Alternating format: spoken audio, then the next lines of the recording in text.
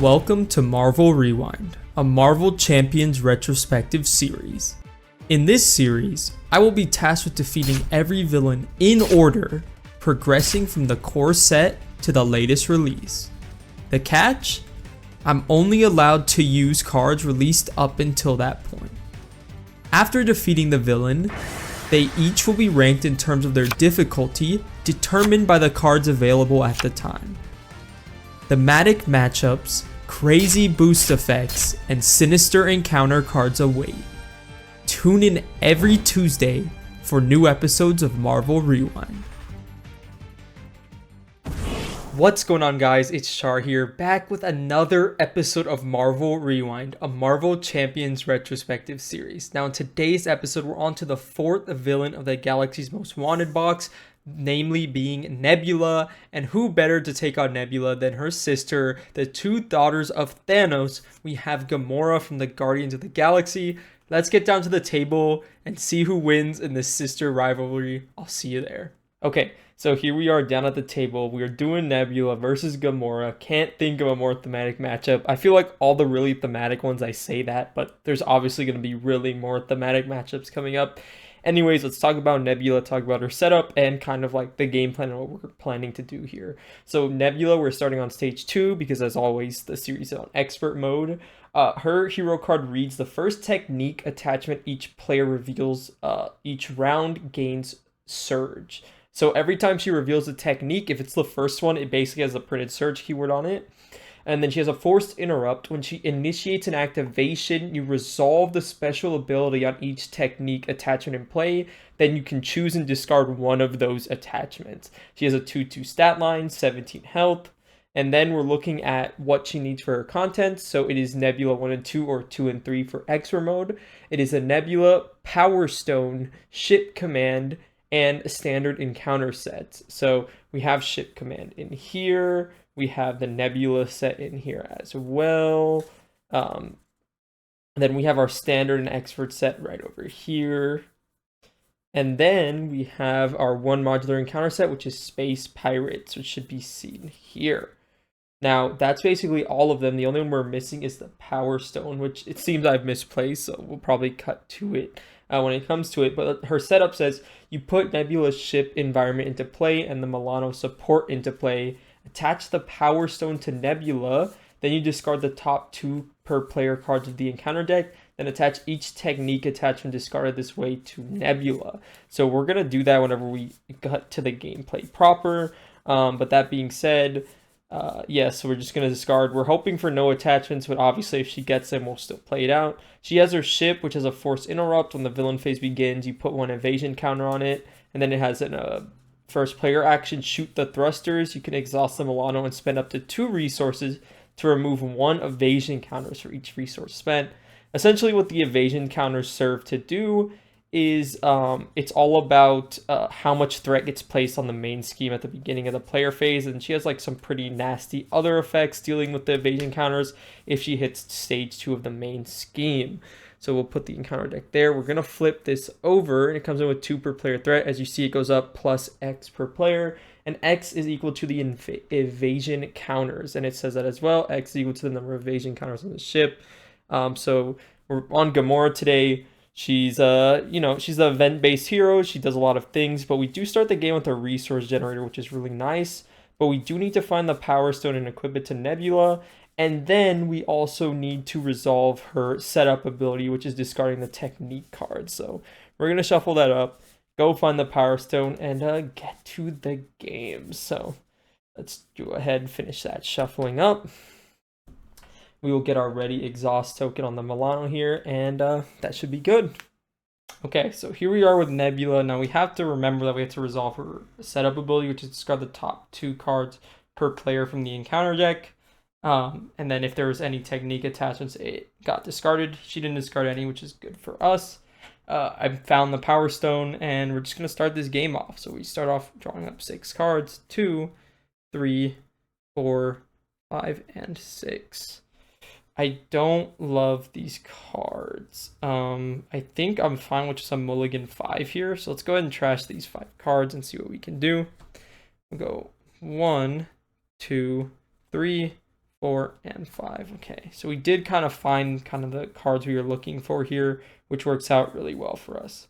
Okay, so we do have an action here that says look at the top card of our deck, so we'll do that now. If it's an attack or thwart event, we can choose to draw it. So it's going to add decisive blow to our hand, which is pretty good.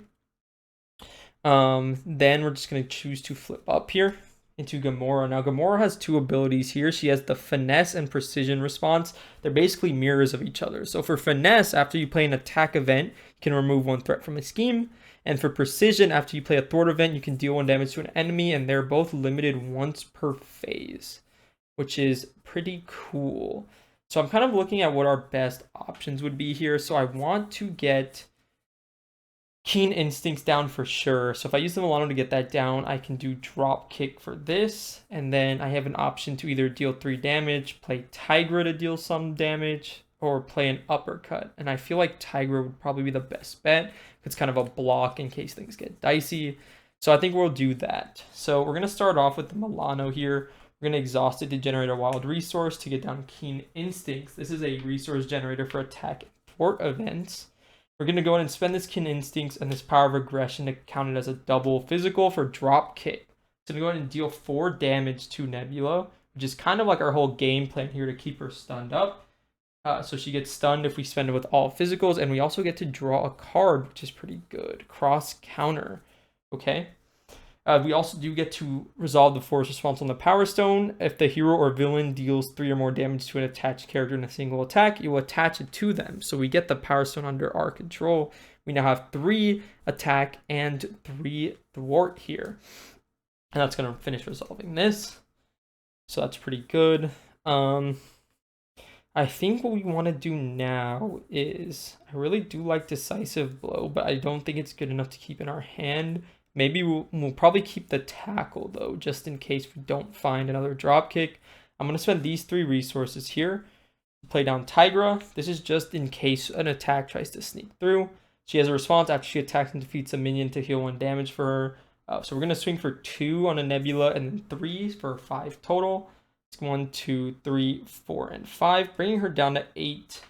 Tiger's going to take a consequential here, and that should be it for us. We'll keep the tackle in hand, and we'll ready up here. So that's going to be 1, 2, 3, and 4. Okay. Mockingbird. This hand isn't great because I don't think we can play more than 1 card out of it, which is really unfortunate. But oh, and also when we played an attack event, we had a response to remove 1 threat. So let's not forget that. Okay, it's back to Nebula. So the Force Interrupt says when the villain phase begins, place 1 evasion counter here. And then it resolves step 1 of the villain phase, which is plus X for every evasion counter on there. So it's going to go up by 1. She's going to try and attack us, but she can't because she's stunned. We have 1 encounter card. Combat Ready. Discard cards until a technique is discarded. Reveal and then resolve its special ability.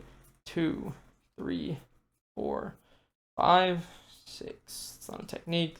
7, 8. Here we go. She has retaliate 1 and it resolves. We take 1 damage. And since it's revealed, it also surges. So we're going to take 1 damage. You're down to 9. And it's going to surge into Honor Among Thieves. Discard cards from the top of the deck until a criminal minion is discarded. Reveal that minion. Give that minion a tough status. And the villain 1 face down boost card. So 2, 3. Okay, this is going to come in. It's going to have tough, and the villain's going to get a boost card here. So it's Quick Strike. After this attack and damages you, remove the top card of your deck from the game. What do we want to do here?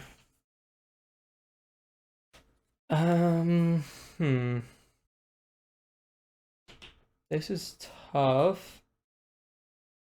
Do we take the damage and kind of ignore it and kind of go forward with our allies, or do we do something else?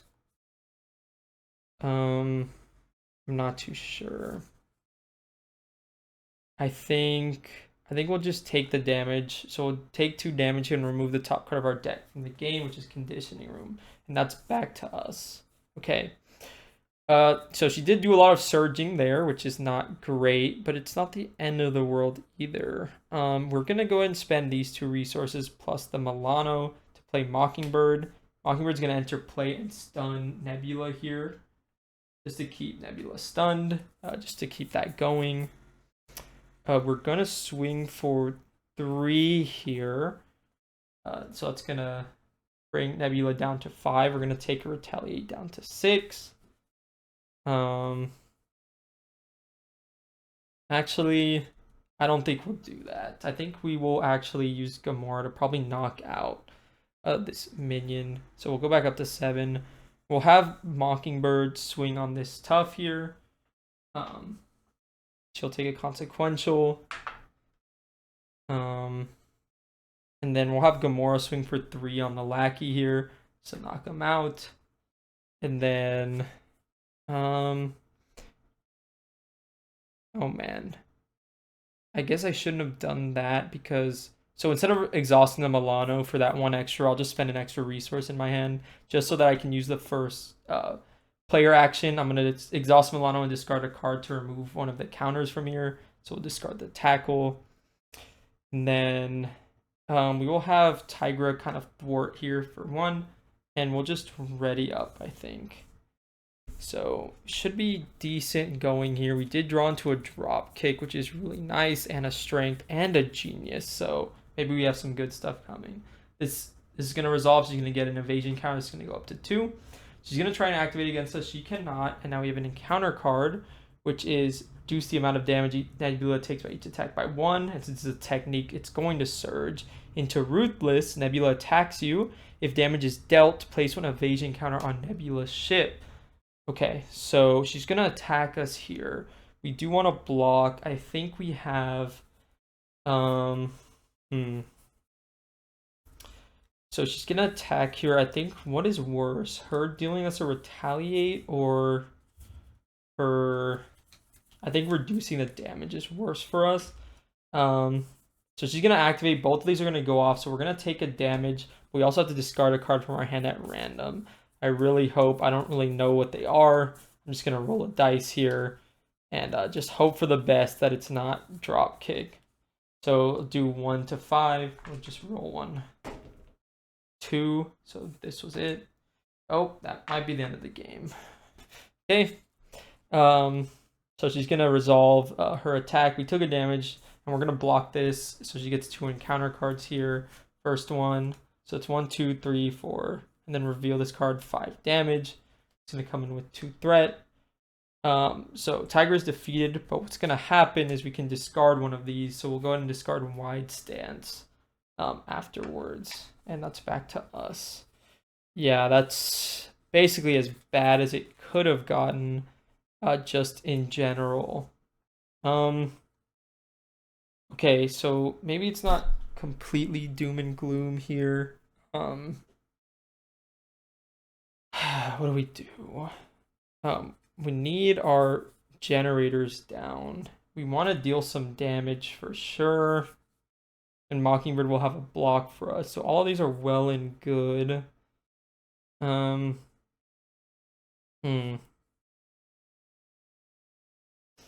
kind of want Keen Instincts down for the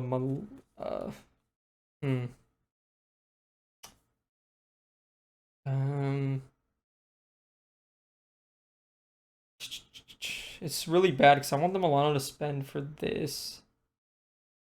Yeah, okay. So we'll spend this double here. We'll spend the double strength to get down to Keen Instincts. We're going to overpay for it. So we have that one in play. So now we have 2 of them. We're going to spend them both to deal a decisive blow. We're going to deal 4 damage to an enemy.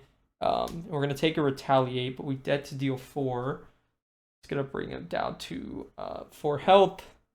Then what's going to happen is we're going to we took the retaliate, but now we can trigger finesse. We can remove 1 threat on the board. I think we're going to have to take it off of the Art of Evasion. No, let's do it from here. Let's do it from Sound the Alarms. We'll have Mockingbird thwart for 1 off of Sound the Alarms just to clear it. We'll have Gamora swing for 3 here, bringing it down to 1. We're going to take a retaliate. And then we're going to exhaust Milano and spend 2 resources here to get rid of all the evasion counters. And we're going to ready up. So We do have a block for this attack, so it's not the end of the world. 2, 3, 4, and 5. Okay. We do have some ways to remove threat with this hand as well, so it's not the end of the world. Let's say that. Okay, it's going to go back to Nebula. This is going to get an evasion counter, and this will go up by 1. Nebula is going to activate against us, which is going to immediately resolve her special, so we have to take a damage. We're going to block this one.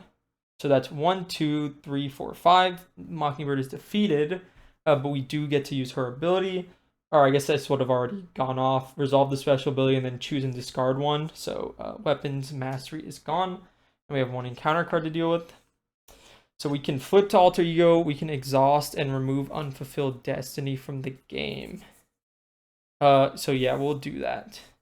We will exhaust and remove from the game, and that's back to us. Okay, so we're going to use our ability here for an attack or thwart event. We didn't find one. We can flip up and stun, though, which I think we kind of just have to do. We don't really get a lot of choices here, which is the tough part. Okay.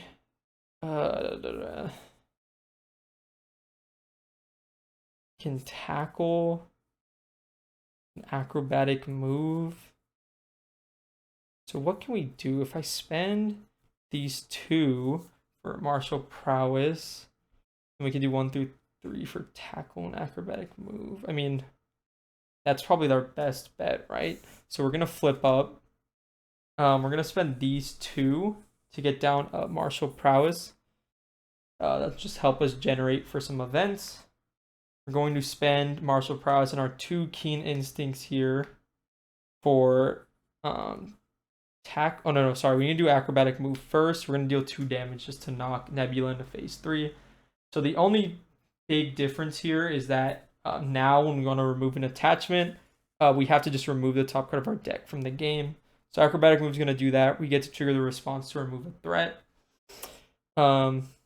So yeah, and then we're going to rest all of those to do tackle for 3. So that's going to bring Nebula down to 17. And she's going to be stunned. And that's about all we can do here. We have nothing left in our hands, so we're going to ready up. Drop 5. 1, 2, 3, 4, and 5. Okay. That's to Nebula. It's going to go up to 2. This means this is going to go up to 4. It's going to try and attack. She can't. She's stunned. We have an encounter card here. Peril. While you're resolving this, other players cannot help you. We can get stunned, exhaust the Milano, or spend 2 fist resources. So I think we're just going to exhaust the Milano here, and that will resolve Blindside. Okay, we're in a decent spot. We just kind of have to keep it up. So what I think we want to do is I think we want to play hit and run no matter what.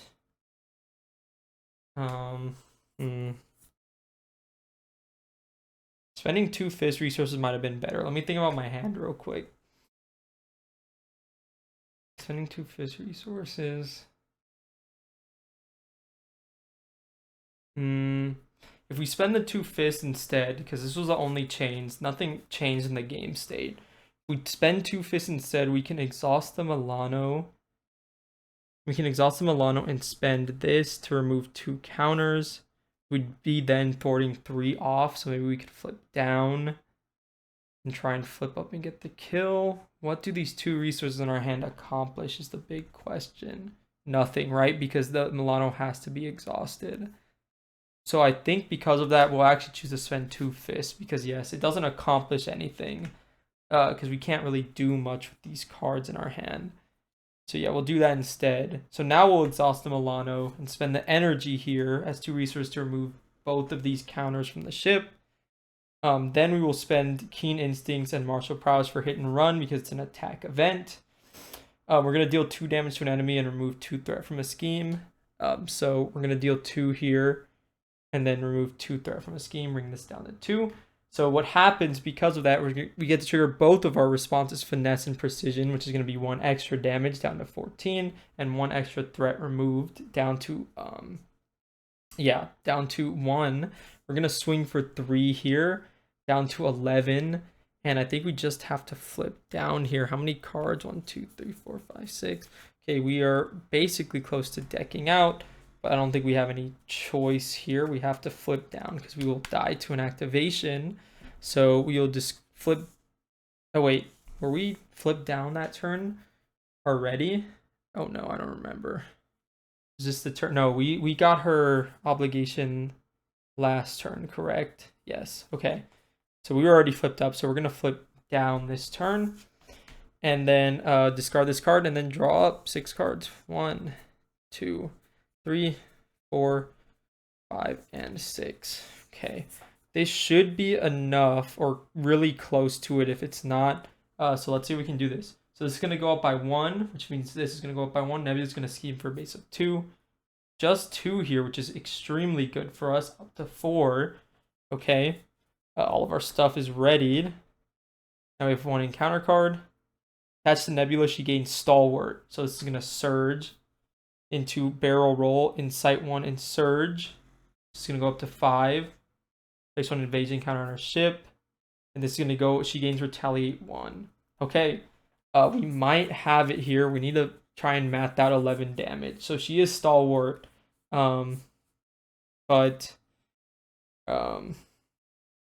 let's see what we can do. So this will do 4. 4, 5, 6, 7, 8, 9, 10. Okay, yes, we should have it here because we have enough to deal damage with Nick Fury. Cool, cool, cool. I think we have it by 1 health exactly. So let's try this out. So we're going to use our ability. If we have, it's an attack or thwart card, we can add it to our hand. So we can add it to our hand. We get a face down encounter card. Shuffling up.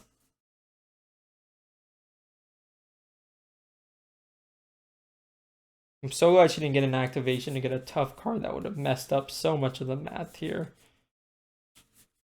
Okay. But she is Stalwart.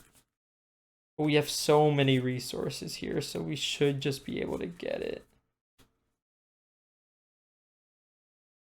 Okay. It's back to us. So we're going to look here. We're going to flip up.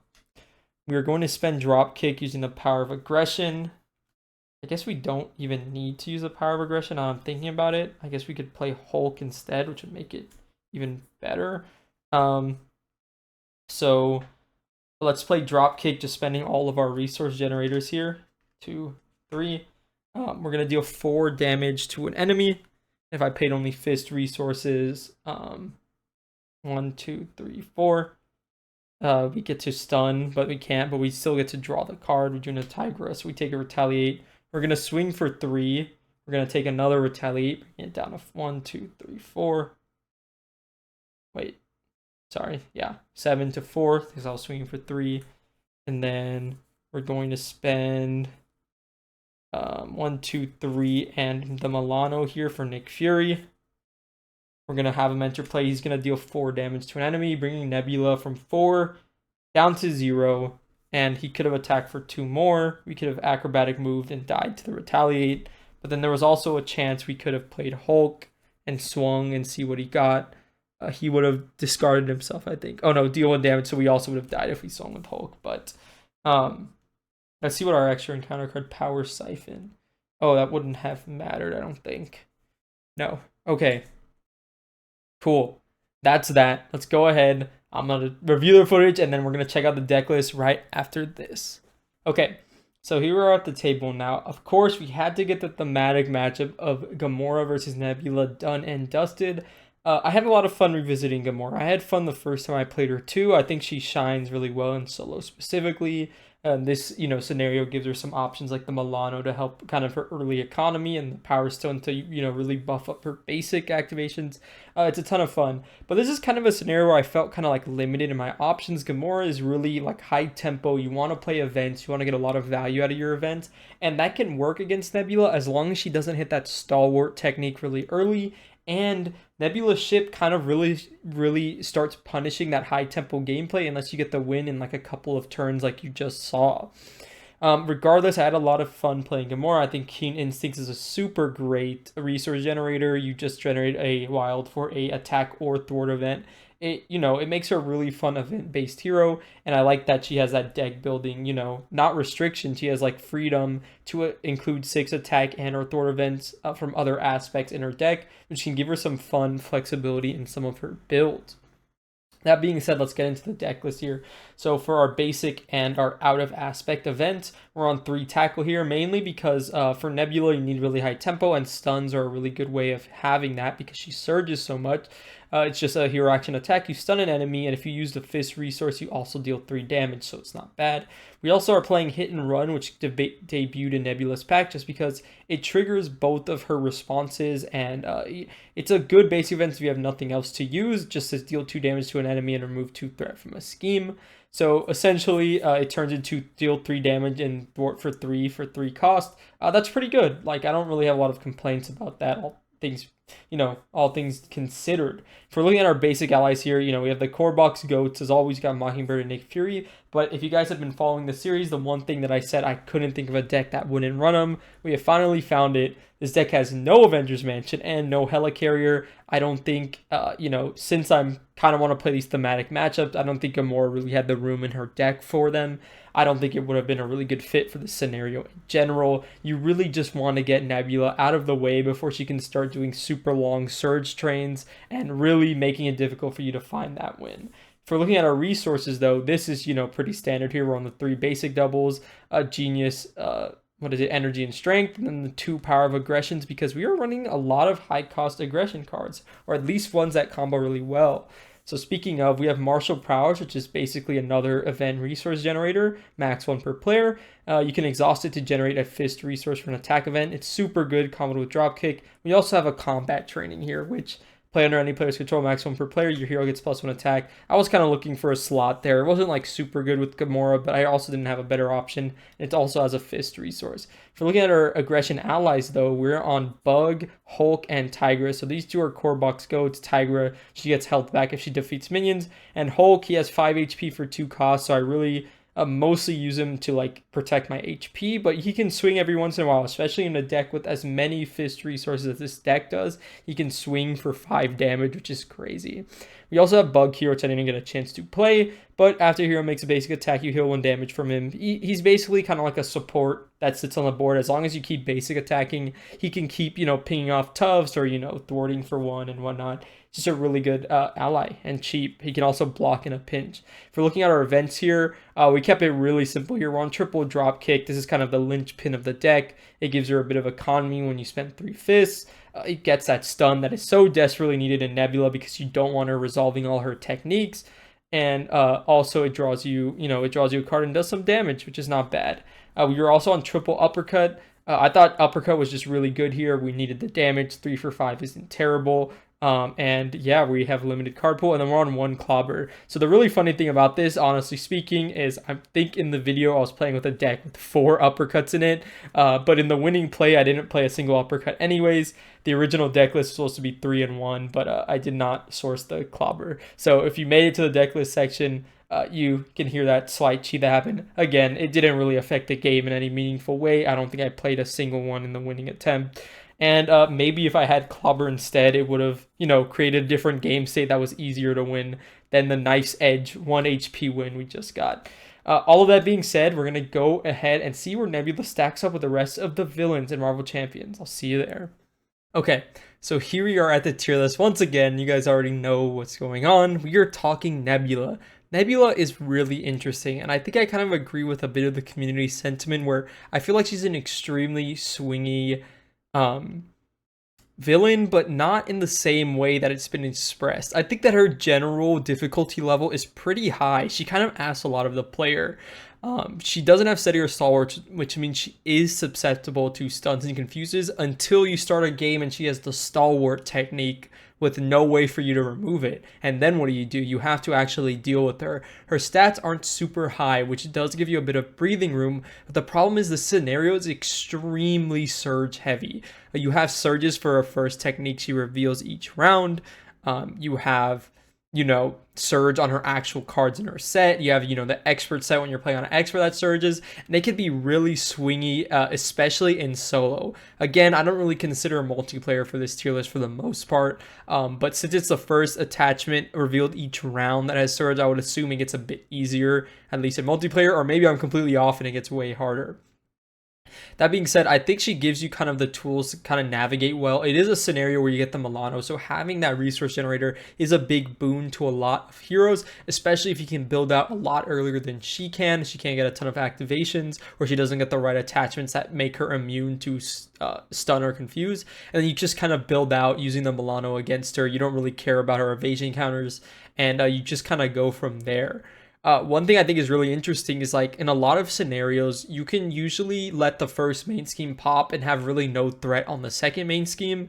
Um, and you can kind of just like, flip down and then prepare for your final push, flip up and win. The thing about Nebula specifically is that because when she goes to the stage 2 of her main scheme and she puts 2 evasion counters and then mills 8 cards from your deck, it can really catch people off guard if you're not playing around it. You can get an extra encounter card that phase.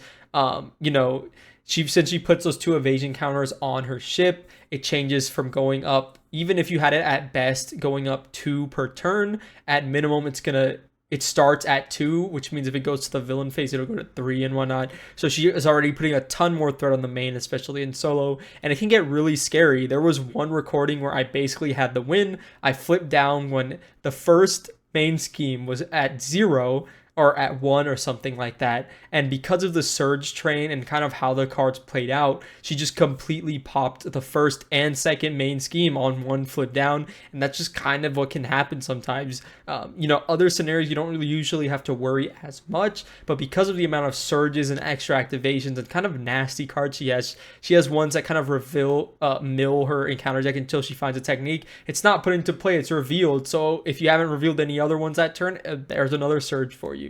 That being said, if she doesn't get any of her really bad attachments or her really, nasty surges, she can be a bit easy, and I think I can find a lot of heroes that can rush her down. She's really weird to me. I feel like in a lot of ways, she kind of feels like a claw where you have to flip up that first turn and be ready to deal with what she throws at you. But she does kind of have that similar claw RNG where if she doesn't really mill a nasty attachment at the beginning, it's not too hard to build out against her and get so strong that even on her first turn, if she surge trains, you can kind of handle it. I think she's definitely in the A tier. I think if you try and put her in B, I can't see that. I think she's definitely stronger than Drang. She's stronger than Taskmaster and definitely Green Goblin.